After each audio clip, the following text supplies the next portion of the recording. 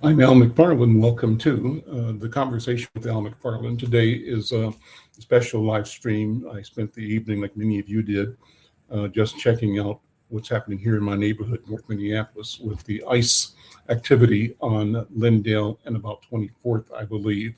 And I wanted to take a minute to invite you to join in conversation with me. What does it mean when it's personal and closer to home? Than just watching it in the news when you drive up and down Lake Street or West Broadway or Lindale Avenue and see the unmarked vans or vehicles cruising and stopping people, uh, camping outside of institutions like North Point Health and Wellness, like public schools and suburban, at bus stops where parents are dropping off kids to send their kid off to school. When you see officers pull up and arrest, detain parents as their children are put on a bus. How does it affect you? How does it affect us? I'm interested in your thoughts, your feelings. I'm having an open mic today just to have a conversation with you. If you want to weigh in, I'd love to have your point of view, share your point of view. Also, let people know in your circle that we're having the conversation. It's an open conversation. And I would say it's personal. It's personal to me because I live in North Minneapolis, and now what's happened has happened about 4 blocks from the Inside News office. We're officing on at the Marcus Garvey House at 18th and Bryant, and now 3 blocks away, 4 blocks away, major activity, major protest, and more to come. I have not yet personally been to the site. I've watched it all night long last night on television. I know some of the people, and I know certainly the streets and the scenes that were presented in the podcast and videographer coverage, the news coverage. So I'm familiar with it. And again, it makes me contemplate what does this mean for going to work. A lot of restaurants that have South American, Ecuadorian, Honduran wait staff and cooking staff are closing because people are afraid to come to work. And there are other businesses that are being affected as well. People are afraid. How do you feel about what's going on? Let me start by sharing a story that we'll be running in the upcoming edition of Insight News. By the way, insightnews.com, we're posting every day, www.insightnews.com for our latest collection, curation of content having to do with ICE and the protests, but also general news about the world and the country. Again, if you want to join this conversation, I'm going to post in the link or in the comment section how you can jump on the call with me. We'd love to have your point of view. Let me do that right now.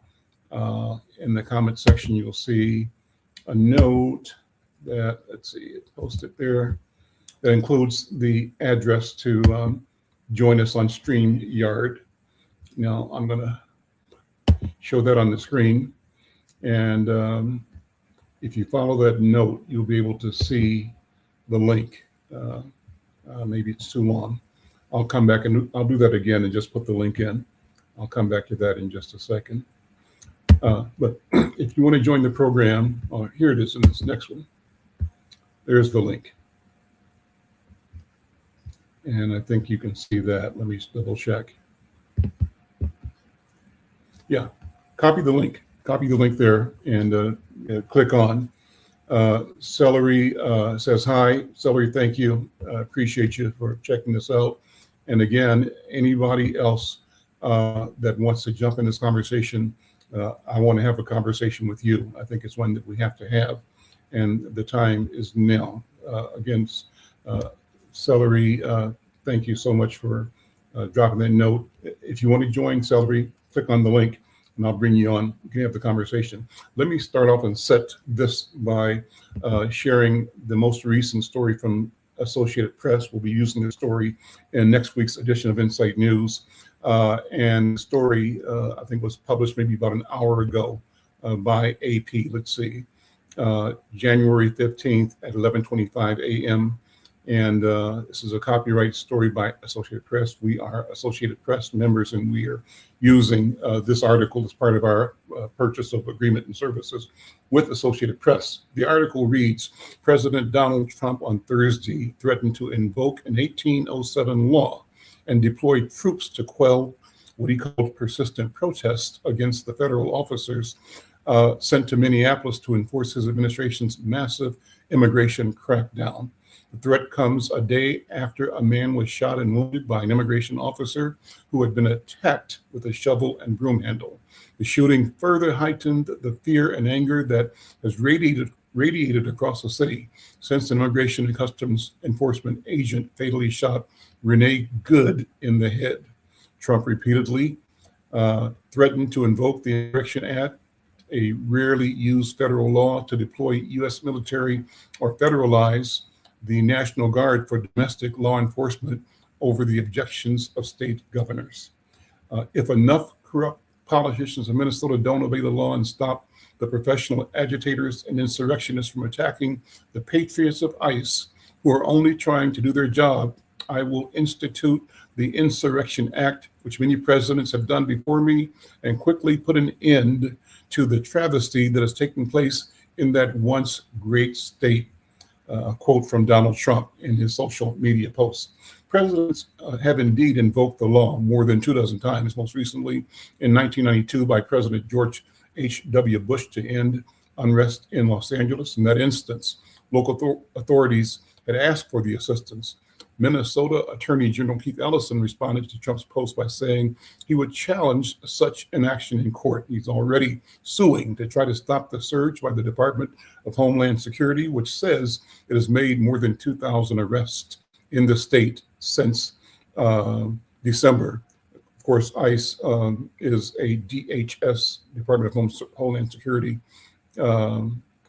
agency. Governor Tim Walz says, I'm making a direct appeal to the president. Let's turn the temperature down. Stop this campaign retribution. This is not who we are. And that's what our Governor Tim Walz said in X.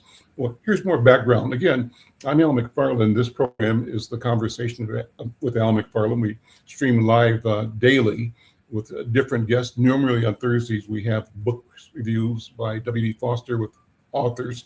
Today, we're preempting that to talk to you about what's happening here in Minneapolis and around the country, around the world, as a matter of fact. So wherever you are, I'd love to have your input, your thoughts, and your comments. And I invite you to actually join the program by looking at the link and clicking on. If I can get you in, I will. A couple of notes here from the chat. So, you know, this is from, and you can see this, I'll make it larger.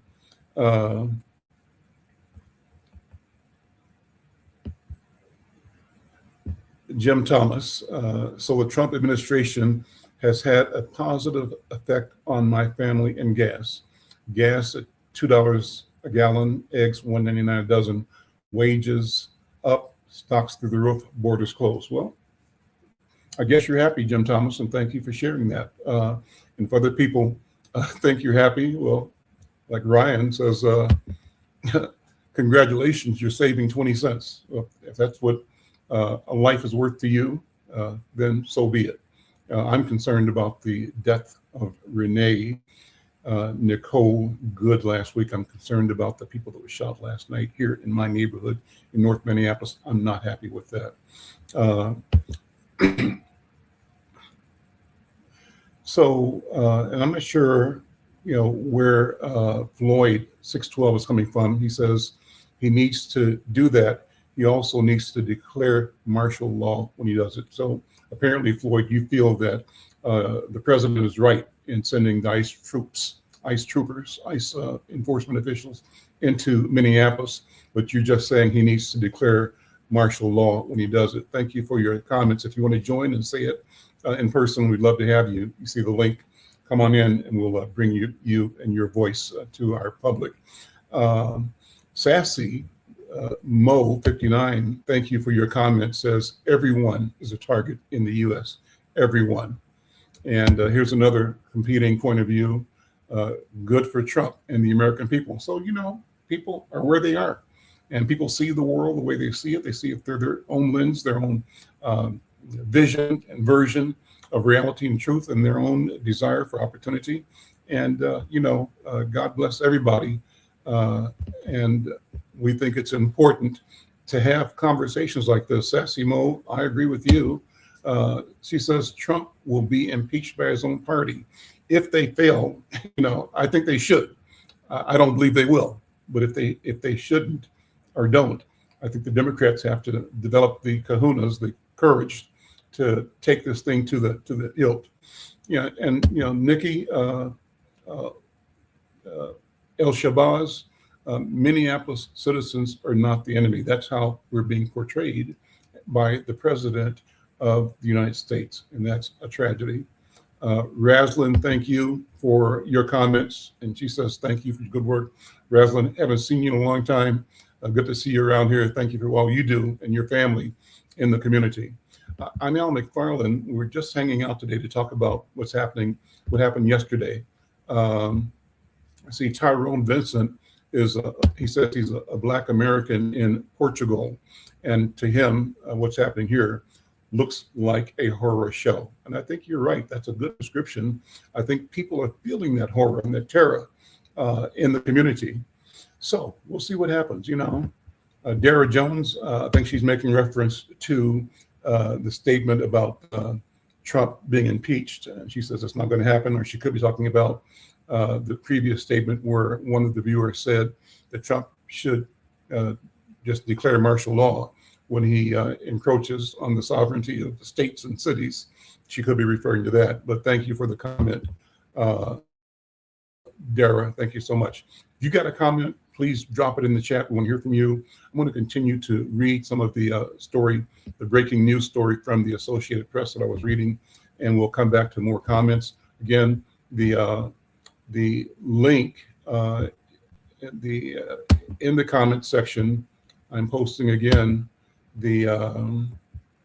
how you can join. I want to copy that now, and I'll just put the link by itself without the comment, so it's easy to get to. So look in the comment or in the chat, and you'll see the link. If you want to join, just click on, and I'll bring you into the conversation. I'm going to continue now reading the story that's going to be appearing in next week's Insight News.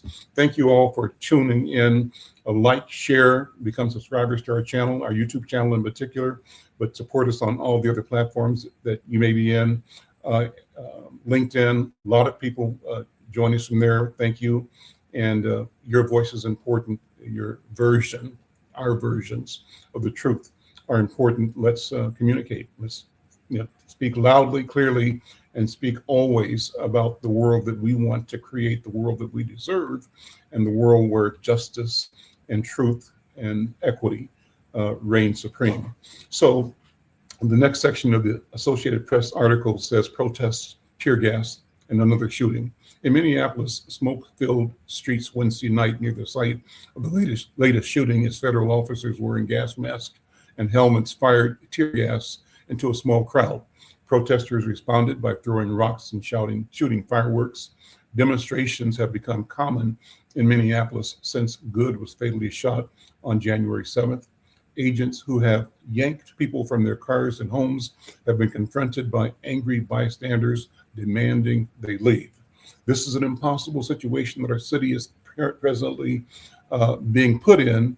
And at the same time, we're trying to find a way forward to keep people safe, to protect our neighbors, to maintain order, Minneapolis Mayor Jacob Frey said. Frey said the federal force, 5 times the size of the city's 600 police officer force, has, quote unquote, invaded Minneapolis, and that residents are scared and angry. Let's sit with that for a second. Can you imagine that? I just wasn't thinking about it. You see law enforcement, local police officers every day, up and down the streets when you make your rounds and in community.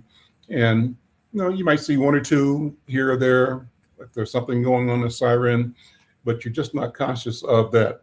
But this note here from the mayor says 600 sworn officers. And you figure that is for a 24-hour shift. So at a given time, 200 police officers are on duty under regular circumstances. So compare that, the mayor is saying, and rightfully so, with this invasion, this infusion of over 3,000 now federal officers cruising, up and down residential and business streets in Minneapolis. And from our point of view, stopping people willy-nilly. I saw a report of someone who was driving and just got pulled over. And cops asked him for his ID. So they're doing this randomly. And that's crazy. I think it's unacceptable. That article I'm reading is from Associated Press. The next section of the article said, shooting followed a chase. Homeland Security said in a statement that the federal law enforcement officers on Wednesday stopped a driver from Venezuela who is in the U.S. illegally. The person drove off, then crashed into a parked car before fleeing on foot, DHS said. Officers caught up, and then 2 other people arrived, and the 3 started attacking the officer. Fearing for his life and safety, this is the DHS again, as he was being ambushed by 3 individuals, the officer fired a defensive shot to defend his life, DHS said. The confrontation took place about 4.5 miles where Good was killed in South Minneapolis. Police Chief Brian O'Hara said the shot man was being treated for non-life-threatening injury. 2 others are in custody, DHS said. O'Hara's account of what happened largely echoed that of Homeland Security. So Jonathan Ross, the Immigration and Customs Enforcement officer who killed Good, suffered internal bleeding to his torso during the encounter, a Homeland Security official told the Associated Press. The official spoke to AP on condition of anonymity in order to discuss Ross's medical condition. The official did not provide details about the severity of the injuries, and the agency did not respond to questions about the bleeding, how he suffered the injury, when it was diagnosed, or his medical treatment. Good was killed after 3 ICE officers surrounded her SUV on a snowy street near her home. Bystander video shows one officer ordering Good to open the door and grabbing the handle. As the vehicle begins to move forward, Ross, standing in front, raises his weapon and fires at least 3 shots at close range. He steps back as the SUV advances and turns. Homeland Security Secretary Kristi Noem has said Ross was struck by the vehicle and that Good was using her SUV as a weapon, a self-defense claim that has been criticized by Minnesota officials. Chris Modell, an attorney for Ross, declined to comment. Good's family has hired the same law firm that represented George Floyd's family in a $27 million settlement with Minneapolis. Floyd, who was Black, died after a white police officer pinned his neck to the ground in 2020. So that's a story from Associated Press, and it'll be in Monday's edition. The authors of the story, AP writers Steve Karnowski, Elena Durkin Richer, Hallie Golden, and Amir Madani. A good story. We're keeping you up to date. I'm Al McFarland. This is The Conversation with Al McFarland. I'm talking about what happened here in Minneapolis. Our office is North Minneapolis off of West Broadway and Bryant.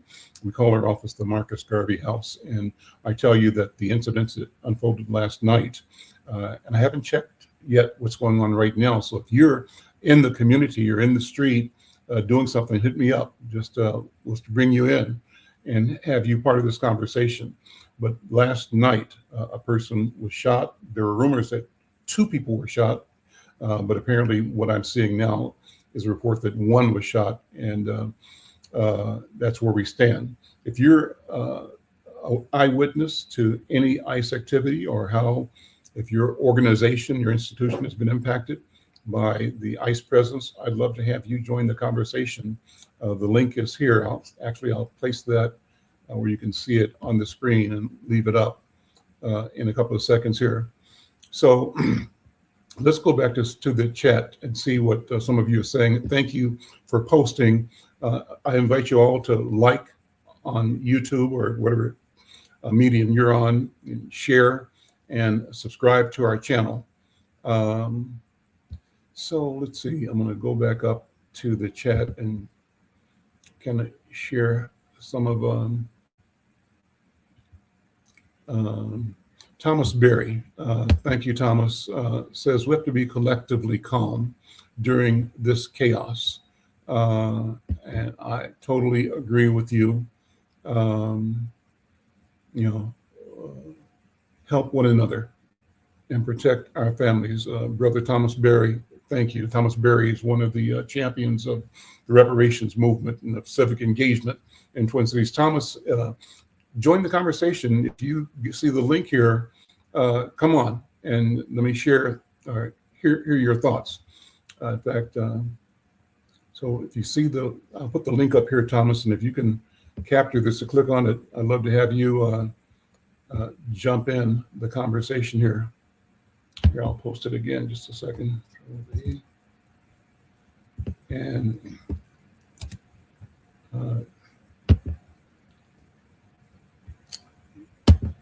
so Thomas, that's the link. And if you see it, or any of the people that are dropping, notes in, jump on, come on, let's have this conversation together.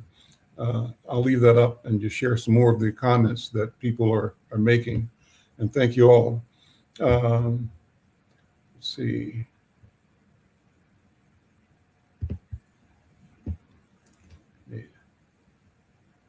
Go back to the scroll on the side here.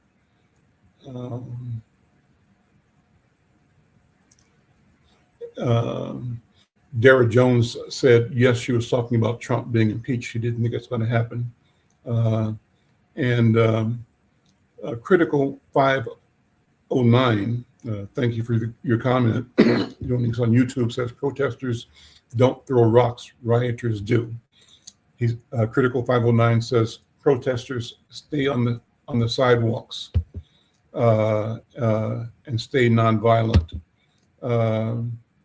And then here's another person that has an opposite point of view, I guess, or a variation of it.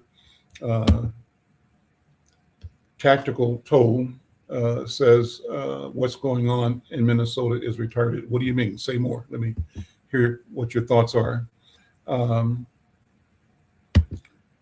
Here's another comment from Mark. Mark, thanks for the comment. When the Democrats and liberals act like children and start breaking the law, if law enforcement doesn't do anything about it, you end up with chaos. Well, what law enforcement is doing is chaos, I think, Mark. But thank you for your comment. And a lot of people. So Mark goes on to say, maybe you should go down there for yourself and observe the facts. And they're not stopping people willy-nilly. Okay. Have you been there? Have you seen it? You should go as well.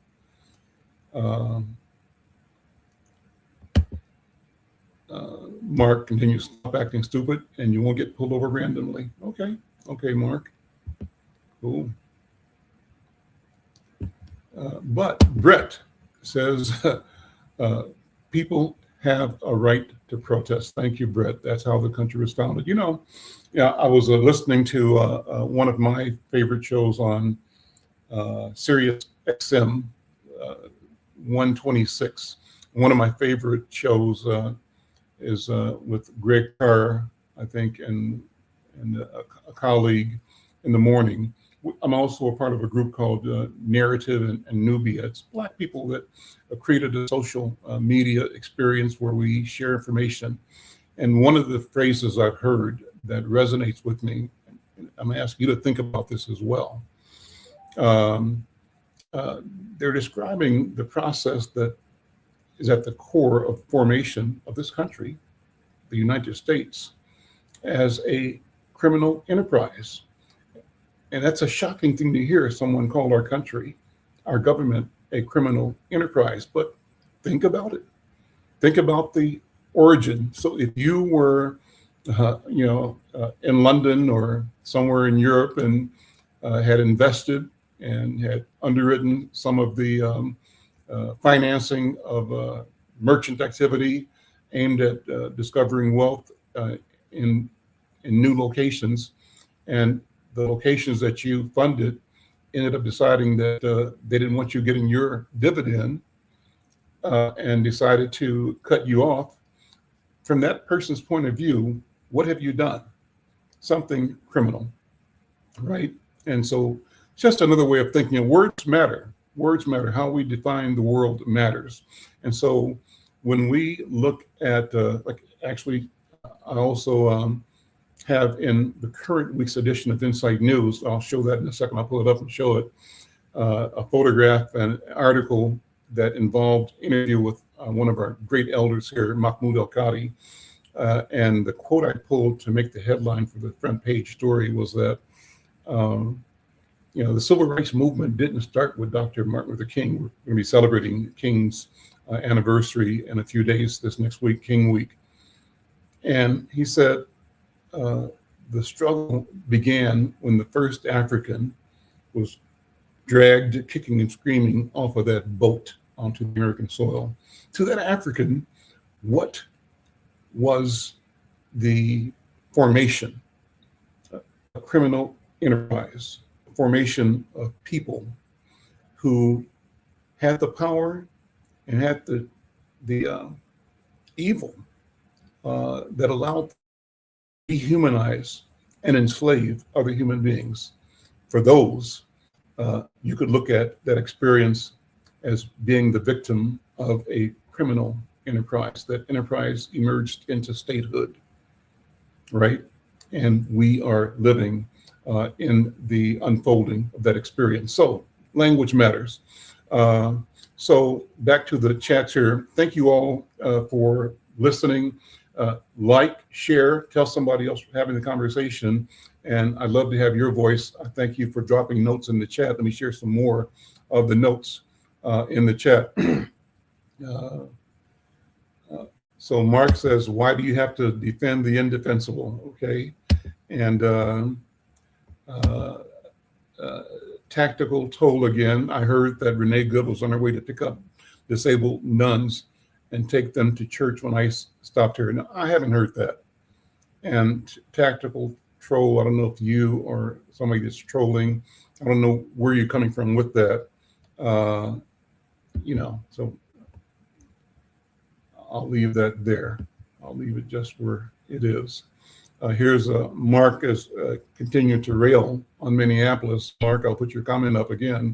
He calls our mayor stupid mayor of Minneapolis, claimed that the injury could have been caused by shutting a refrigerator door with his hip. So questioning whether or not the officer, in fact, as he claims, as Homeland Security claims, was hurt during this incident.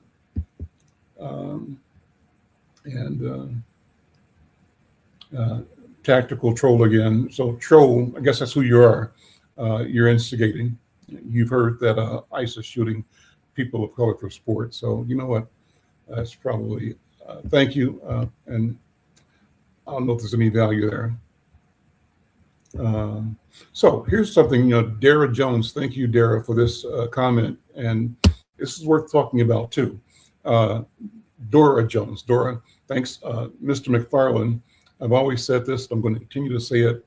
This ain't our fault and it ain't our fight. Well, that's interesting because that conversation and that sentiment is really being expressed and debated widely in our community.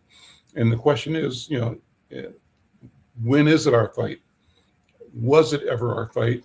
And what will it be in the future? And the question is, when they get done with the immigration issue, then what's next? And our experience, Dora, should tell us that we're always on the agenda, and the always meaning how to destabilize, dislodge, discredit, devalue, dehumanize, denigrate, dismiss our culture, our humanity, our personhood. And so if they attack it from the flanks, from the side, it's still ultimately an attack on humanity, and humanity is ours. That's what I think. But I appreciate the fact that you are saying what you're saying, that you're advising that a lot of Black people don't get caught up in the ICE immigration conversation, because from your point of view, I think your comments say this is not our fight and that we shouldn't be in it. Let me know if somebody else feels that way or feels differently. I don't feel that way. I think it's our fight. Uh, and I think that, and it's not that it's our fight, I think our ongoing fight is to bring decency into the world, to show that as human beings, we can all be better than we are, that we have a duty to dismantle systems, processes, practices that deny our humanity and that rob us from our civic, civil, and human rights. And and and the rights that I'm looking for are never safe until those rights exist for every other human being on the planet. I think we got a role to play, but that's just my point of view, and I respect your point of view as well. Um, some more notes. So Nagon, I think that's how I say it the right way. The push with ICE now is to create more violence. They want pure chaos and terror. I agree with you. I think that's the agenda. How do you shake them up, and create a reaction, a resistance? And that's what the mayor is talking about. That's what the governor is talking about. Police chief, don't give them what they want. Don't engage them in a pissing contest, because you probably won't prevail, in that situation as protesters. So how do we protest but not fall victim to the anger that their activities engender in us? And those are honest feelings we have, but how do we be smart and let the world know? And by letting the world know, create a pressure that supports change.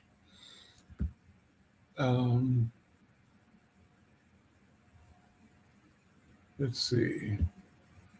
And this one, I'm dropping Tactical Bull out of the program because he's got into the silly area. So Spider-Man,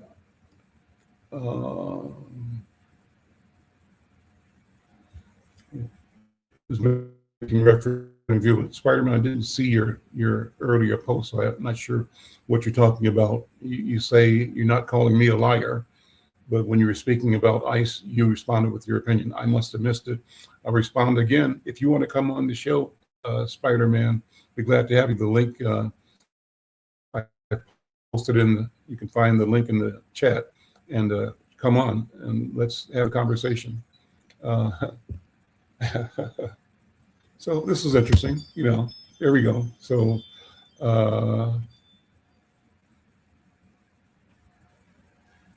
not giving it any air. That's that,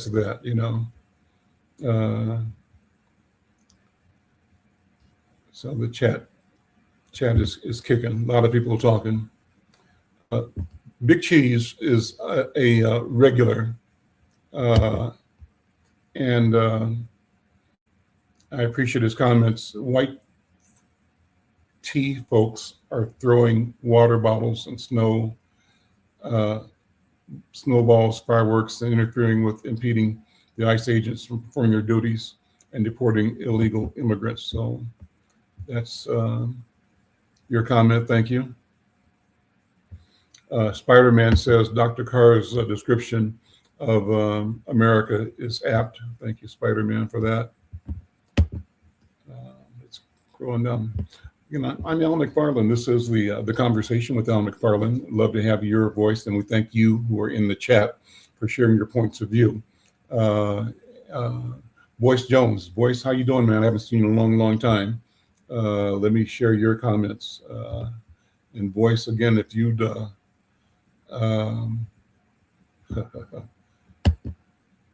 like to come on, hit the link, join the link.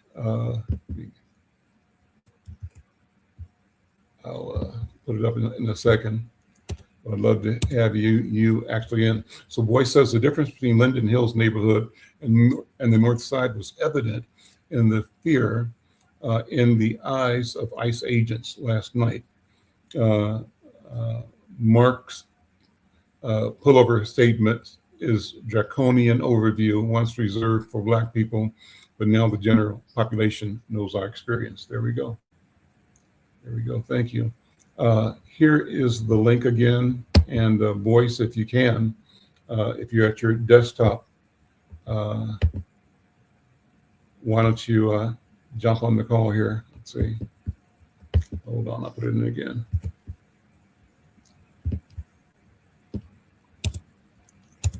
And I'll post this.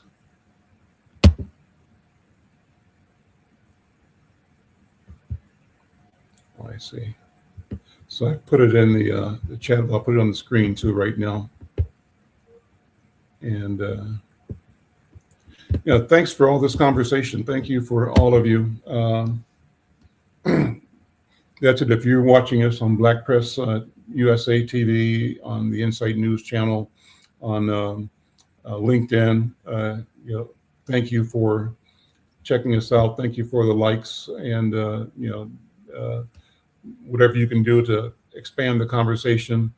April Graves, Mayor, thank you for making a comment. Appreciate you checking us out. And some of the people that did liking, Riquette C. Isar, thank you for your comments. Thomas Berry, Terry Eason, thank all of you for reacting and liking this. We'd like everybody else to like it, to share it, and to subscribe to the channel as well. And if you want to join this conversation right now, just click on that link at the bottom of the screen right here. There we go. And I'll bring you in because I want to hear what you have to say. But if you feel like just talking on the stream, that's fine too, because that's fascinating. This is a good conversation. I'm going to go back to the screen. Dara had that.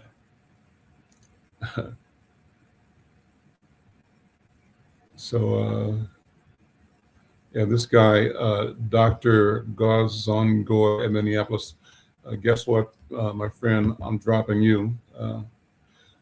Don't need you. See you later. Don't come back. Don't need you. Okay. And who else is here? So this is interesting. Carl D7I. Love it or leave it. I hear Nigeria and Haiti await you. Well, is that supposed to be a threat? Is that a threat? Because it seems like our country has destabilized Haiti in particular, and has been in part responsible for the century-old imposition of tyranny on the Haitian people by supporting tyrannical dictators who allowed European and American interests to exploit the natural and human resources of the Haitian people. And they've done that consistently as a attempt to let the world know that these Africans in Haiti who overthrew the French army and gained their independence, and in doing so were responsible for the export of the idea of liberty and freedom throughout South America, who supported the players in Gran Colombia, the Colombian Bolivarian states of South America. And so there's something powerful and regenerative, despite the effort to destroy and abolish this character, this capability, the genius in Haitian people. Nigeria, 1 in 4 Africans on the continent are in Nigeria. I think 400 million, 500 million, and it's a rich resource, rich state country, and So to threaten someone to go to Nigeria, I appreciate you saying that. I plan to go to Nigeria. I'd love to be in Haiti, but I'm not leaving here either. So from my point of view, Carl, yes to where I am right now, and yes to Nigeria, yes to Ghana, yes to Jamaica, yes to Cuba. All of those belong to me from my point of view and to us. So all the things that brought you to this moment, the lineages that pour into your present are in you right now. And at some point in time, I believe we all have to sort of make a reflection and an account of those lineages and how they position us to navigate today, and also how they inform our desire to create futures that can serve humanity and serve justice and serve the Creator. So thank you for the comment. We used to hear it all the time, go back to Africa. Yeah, yes, yes. Yeah, that reminds me, I've told this story before when one of the employees, writers for me, had gone to Africa. Her name was Azania Little, great family, great person. And she came back to her office. We were downtown Minneapolis, and she said, "Hello, African," addressing me. And I went to reflex at that time. "What did you call me?" He said, "Hello, African."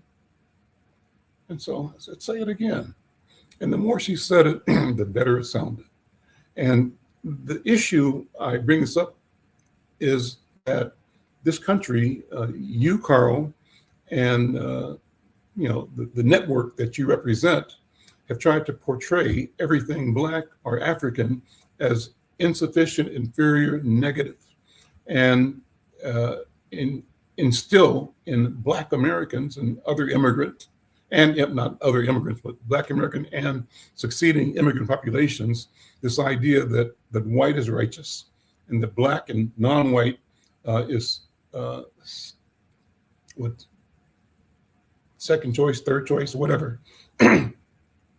But right now, the awakening happening in individuals here and around the world allows us to look critically at the systemic violence and, as I said before, criminal activity, crimes against humanity that come out of Western Asia.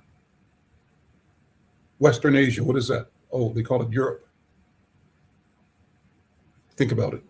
Let me read some more of the comments here. And thank you all for listening. Appreciate your so Carl goes on to say that there's still slavery in Africa, and some Africans sold other Africans into slavery. Carl, you need to go to school. You need to learn. There's still slavery in America as well, and but that's another conversation. So let me keep going. So Big Cheese says ICE agents are not targeting the foundational Black American family because they targeted us before, Big Cheese. That's why law enforcement was created in this country, slave catchers. That was the reason the militia were formed, in order to catch and return people that escaped enslavement, and police forces emerged out of that. So, they're using that system and process to go after immigrants, but when they're done, it'll be back to business as usual, I guarantee you. And you and I will be the objects, if we let them, of their lunacy and their desire to control the world. For them, God was their idea, and they want to act like, anyway, I'll stop with that. So let's keep going. I'm Al McFarland. This is the Conversation with Al McFarland. We're just talking, kicking it with you, monitoring the chat. I read a piece from the Associated Press that will appear in next week's Inside News. I'm going to find another piece here that one of our writers has published that'll be in next week's paper as well, but I'm scrolling down the chat. Here's another one. Jerry Sally, Trump is trying to be a Hitler. Believe me, I'm from New York City. If you're black, this is your fight. Brother, I agree with you. I agree with you wholeheartedly. Then the response, though, however, is from my friend, the Big Cheese. This is a new day. The foundational Black American is not putting on the cape for non-FBA groups, especially illegal immigrants. Well, we can agree or not agree on that, brother. But thank you for the comments. See, here's a here's a long comment, but I'll show it here. Any internal injury suffered by Agent Ross that contributed to his injuries. Injuries he suffered in being dragged by his prior altercation with the subject. He has a history of not following protocol in his duties. He was also unholstering his weapon when she was backing up. He wanted to shoot her. He also walked to and from the crash showing no trauma or injury and then fled the scene. These are not protocols for federal police officers.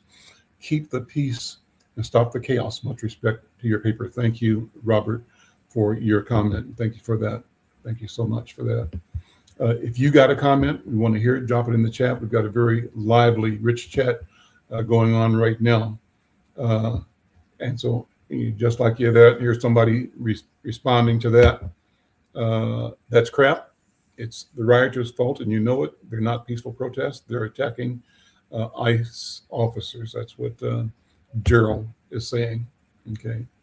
So what else we got here? I think I'm going to go to get a story that a couple of them that are written in our paper. I especially love the work of one of our columnists, Hallie Taylor Schlitz, a young attorney. She was formerly with the state AG's office. She's now moved into private practice with a major law firm here in Twin Cities, but she writes a column for Inside News regularly. And I want to pull, thank you, Big Cheese. You're saying the chat is on fire. Yes, it is. I agree. And we thank all of you who are in the chat. Keep the conversation going. We appreciate it. Boyce, again, another comment from you. Most onerous act by the good assassin was a statement. The most onerous act was a statement after firing the fatal shots. He uttered expletives to FB. So yeah. Horrible.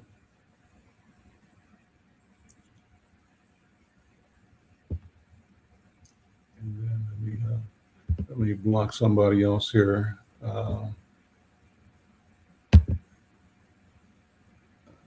Ban the user, so that person's gone forever. Don't need you. Dora, again, thank you again for the comments. See, they don't even like us when we're out there putting our lives on the line for them, and they still think, I guess this is America owes African American descendants of slaves, and we still out here fighting for them. They need to cut that check, Mr. McFarland. Okay, so you're saying we're doing the work for building freedom and equity, but we need to get paid, and that's the difference. The difference between Haitians and Nigerians from FBA is that those non-FBA groups flee from white supremacy, and the FBA never flees. We have a history of resistance against white supremacy. Okay, interesting.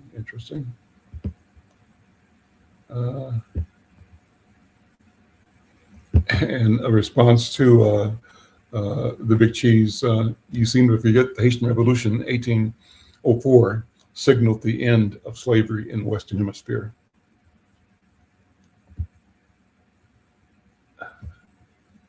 Spider-Man, thanks for the comment. Europe isn't a continent. Western Asia is definitely correct. Even Eurasia is a misnomer. Words matter, languages matter, and the language that we live in here, we have to question it, think, and then discover other ways of communicating, other languages that support our identity, our sense of being, and our expectations, our aspirations. So Okay. I'm Al McFarland. Again, this is the Conversation with Al McFarland. Got a great chat going. Hope you're involved in that. Thanks for the joining the chat. So I was going to do one more thing here, and that is pull up an article by Haley Taylor Schlitz, who is one of Insight's writers. Let me find it, and I'll share that with you. In the meantime, if you want to join the conversation, have your voice in the conversation, we'd love to have you in. Just click on the link, and we'd love to get you in the conversation. Let's see. Here's an interesting piece that I pulled from a Democracy Now! Post. Amy Goodman, fabulous job. Just can't find the file. Okay, let me do something different here. Here we go.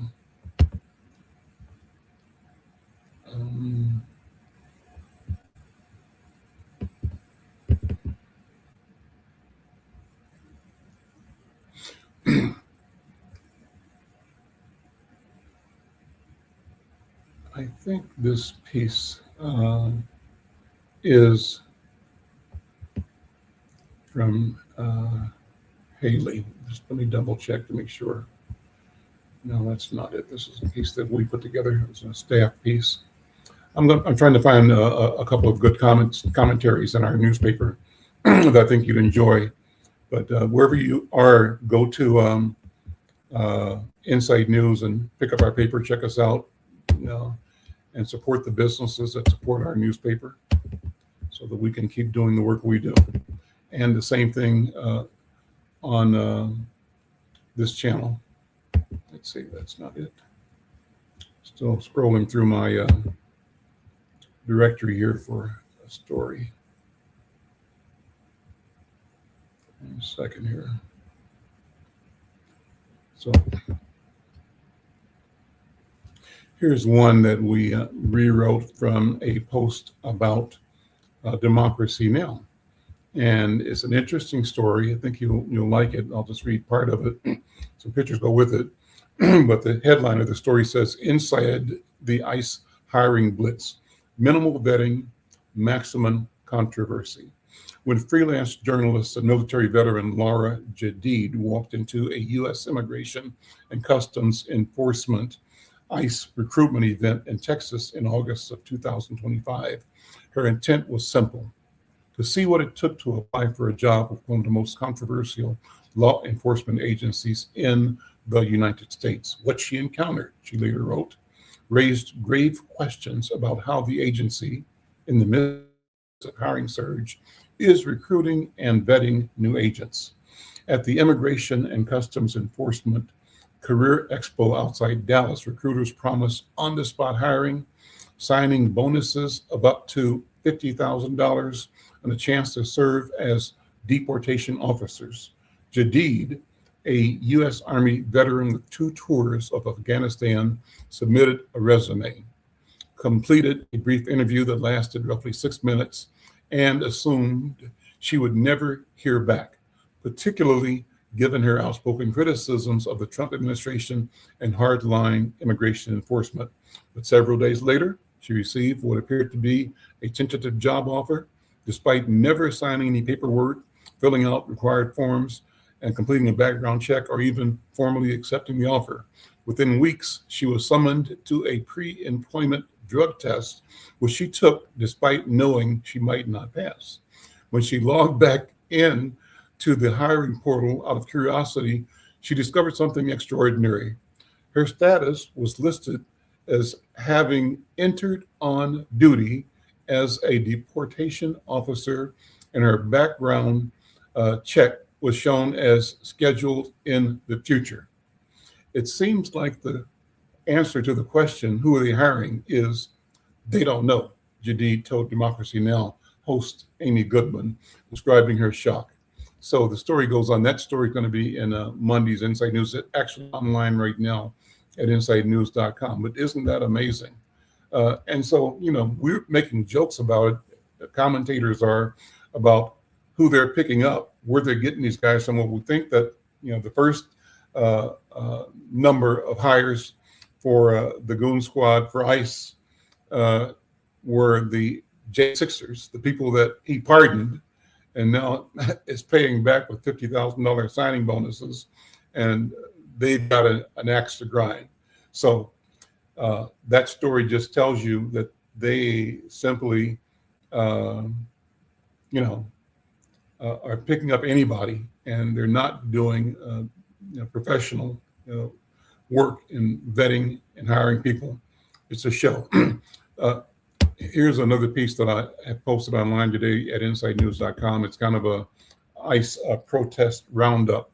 And so I'll kind of share with you as we continue some of the key elements that happened here in Minneapolis. On January 14th, for example, it says, my article says, traffic stop chase shooting on 24th Avenue in North Minneapolis.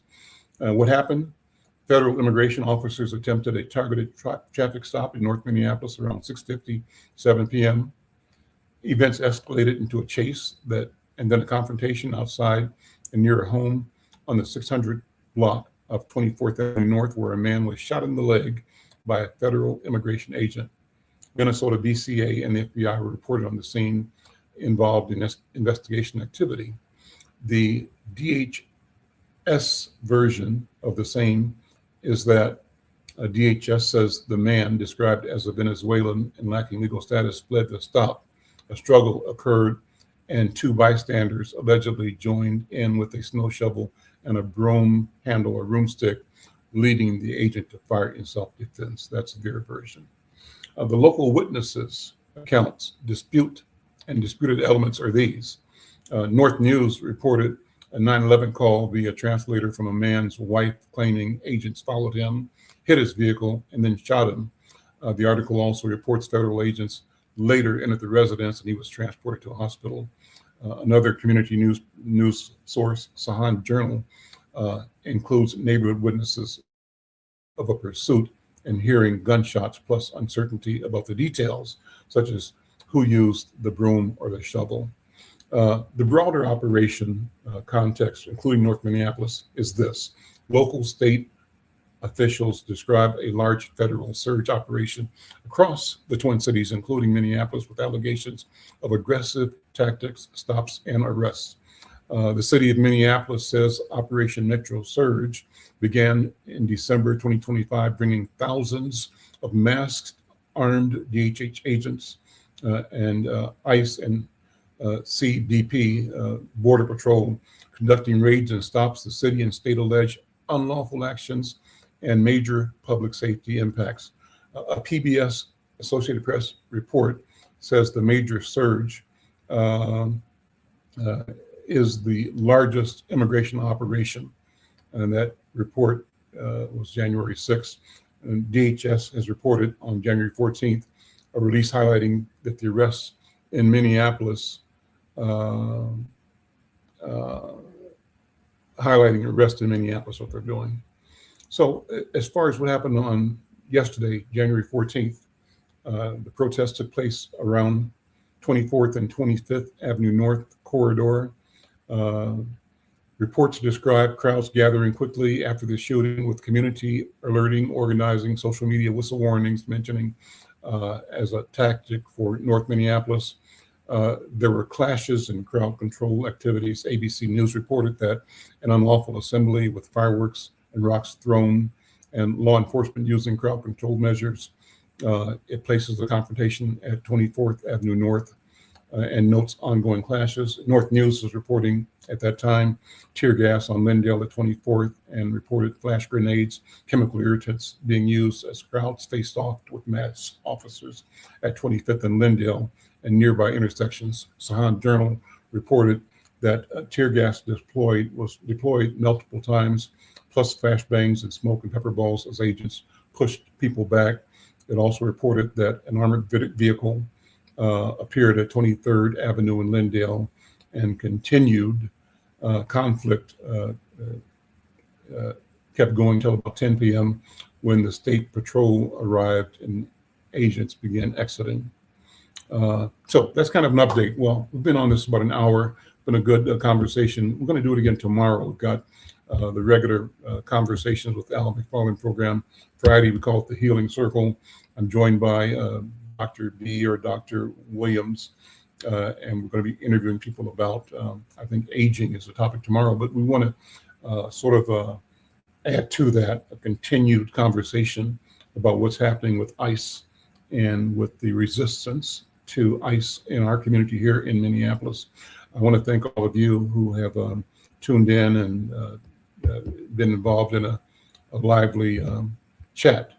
And if you would, again, thank you, Nagon 11. Yeah, thank you. Appreciate your comments. And again, I think we should do this, more. I mean, if you think we should do it more, drop me a note. I mean, we don't have to do it just at 1 o'clock. We can stream anytime, night or day. If you think it's important for us to meet and have a conversation and to, throw back and forth, because as we've seen here, different points of view, and that's okay. It's healthy. I encourage everybody to feel how they feel. I encourage us all to be respectful and not be intentional, in our in trying to devalue other human beings. But I think we have to be intentional and have good conversations. So thank you all for being here. Again, drop me a note, and we'd love to have you with us tomorrow. We'll be here tomorrow at 1. But if there's something happening tonight, we might go live again tonight and just continue this conversation. If you're interested in it, give me a quick thumbs up right now, if you would. If you think it's worth going tonight, again, if things are happening in the community, let me know, and we certainly will come back. Okay. I'm Alan McFarland. We'll see you next time. Take care. Bye-bye.